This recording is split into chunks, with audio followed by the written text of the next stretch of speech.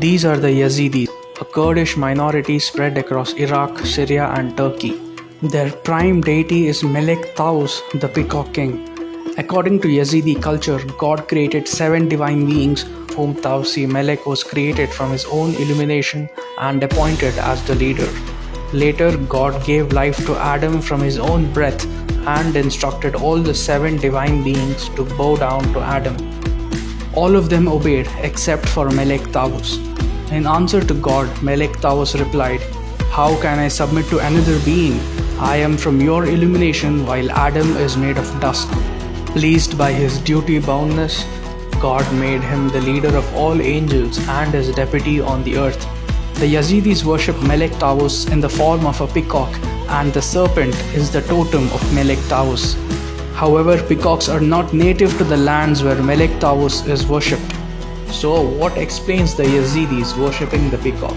The Yazidi god of Melek Taus bears striking similarities with the Hindu god Muruga or Kartikeya. According to the Hindu culture, Lord Muruga was born out of the 6 sparks that emanated from the third eye of Lord Shiva.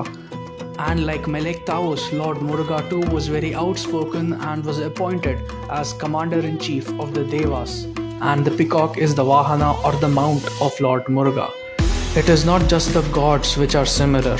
The Yazidis celebrate their new year around April 14th, which is around the same time when Hindus mark their new year.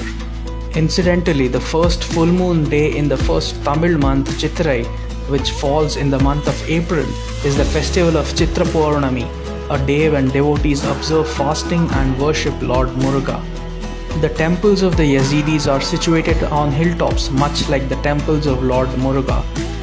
The Yazidi temples also look similar to a Hindu temple. The Yazidis worship with the Arati much like the Hindus do. The lamps used by the Yazidis have a striking similarity to the lamps that Hindus use.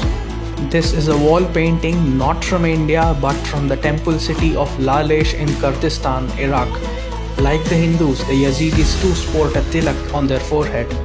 And like the Hindus, the Yazidis believe in reincarnation and transmigration. The Yazidi culture bears more resemblance with the Hindu ideas than it does with any of the religions in their surrounding areas. It is interesting to understand how two cultures established in geographically diverse regions can have significant common roots that bring them so close together. There are several such instances where pagan cultures in other parts of the world bear a striking resemblance to Hindu gods and culture. The similarities between Hindu and Greek gods are much talked about. Both Indra and Zeus are the kings of the gods. Their weapons are thunderbolts, and both of them slay a sea monster. Indra's opponent is the serpent Vritra, and Zeus fights and vanquishes Typhon. Yama and Hades are the lords of death and preside over the netherworld. Both decide the fates of the souls that pass into their realm, and both are deeply concerned with justice. The god of love, Kamadeva, also known as Manmatha, is what Cupid is to the Greeks. The Holy Trinity of Brahma, Vishnu and Shiva is identical to the Greek Holy Trinity, comprising Zeus, Hades and Poseidon. The Ursa Major constellation of 7 stars is called the Saptarshi in Hindu culture, while they are the 7 sisters known as the Pleiades in Greek culture. Some of the characters in the stories of Mahabharata and Ramayana are similar to characters in the Greek epics. Even Egyptian gods and goddesses have some counterparts in the Hindu pantheon. The Egyptian sun god is called Ra. The Hindu sun god Surya has another name, Ravi. Apis or Hafiz is an Egyptian bull deity that is worshipped in the Memphis region. Much like the Hindu god Nandi, Hafiz serves as an intermediary between humans and an all-powerful creator god Ta, which sounds similar to the Sanskrit word Pita, meaning father. Another interesting Egyptian god is Nefertem, who was originally a lotus flower at the creation of the world, who had arisen from the primal waters. This is close to the creation of Brahma, who is said to have been born from a lotus flower that emerged from the navel of Lord Vishnu, who was sleeping on an ocean of milk or the Milky Way.